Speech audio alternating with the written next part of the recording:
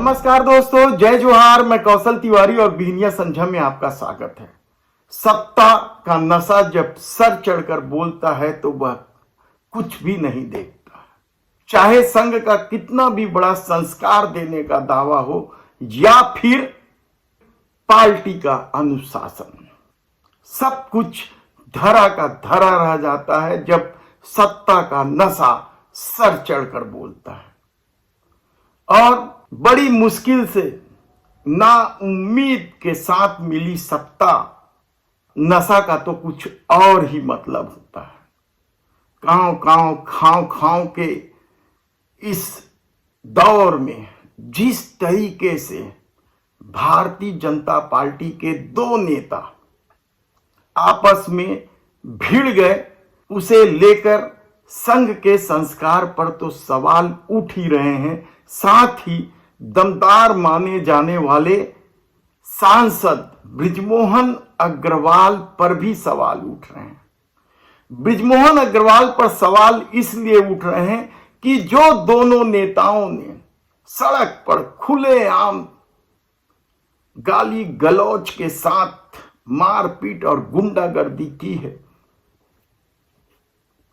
वे दोनों नेता सचिन मेघानी हो या फिर राहुल चंदनानी, दोनों ही नेता बृजमोहन अग्रवाल के करीबी लोगों में गिने जाते हैं। कटोरा तालाब चौक के इस मामले में जिस तरीके की गुंडागर्दी गाली गलौज सरे राह हुई, उससे आने जाने वाले शर्मसार हो रहे थे। क्या महिलाएं, क्या बच्चे और उधर से गुजरने वाले तमाम लोग तमाशा बिन इसलिए बने थे क्योंकि इन गुंडागर्दी के बीच कौन मुंह खोलकर अपनी पिटाई करवाता। मामला लेन देन का है, यह बताया जा रहा है।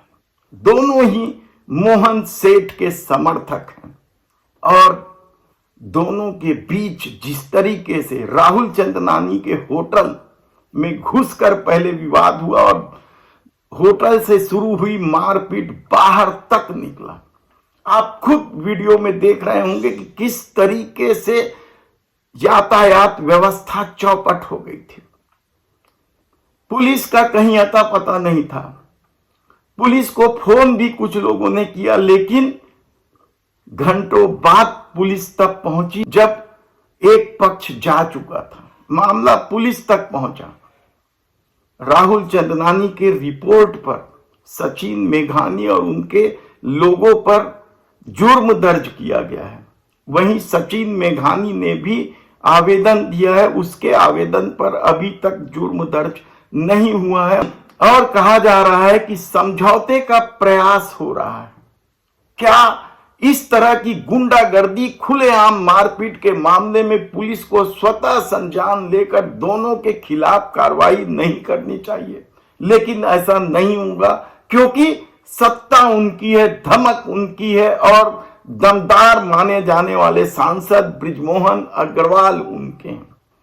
ऐसे में बहुत जल्दी इस मामले का पटक्षेप हो जाएगा, समझौता हो जाएगा, लेन देन का विवाद सुलझ जाएगा, यह भी लोग संभावना जता रहे हैं। लेकिन जिस तरीके की गुंडागर्दी हुई है उसे लेकर कहा जा रहा है कि सत्ता मिलते ही भाजपाइयों के तेवर बदल गए हैं और इसी तरह के कई मामले कई जगह पर सुनाई देने लगे। हमारी टीम लगी हुई है, हम विस्तार से घटनाओं को आपके सामने रखेंगे। लेकिन जो मीडिया रिपोर्ट आई है उस मुताबिक नेताजी होटल के संचालक राहुल चंदनानी की रिपोर्ट पर सचिन मेघानी, करण बजाज, दिव्यांग सक्सेना, मनोज जोशी, कमल पारेख, याकूब गनी सहित कई लोगों जो नामजद नहीं है, बहुत सारे लोग पहुंचे थे उसके होटल में। वहीं सचिन मेघानी ने भी शिकायत करके एफआईआर दर्ज करने की मांग की है। जिस तरीके का वीडियो वायरल हो रहा है, जिस तरीके की गाली गलौज हो रही है, आप सोच सकते हैं कि राजधानी में कानून व्यवस्था की क्या स्थिति है। हालांकि कानून व्यवस्था को लेकर गृह मंत्री विजय शर्मा पहले ही निशाने में।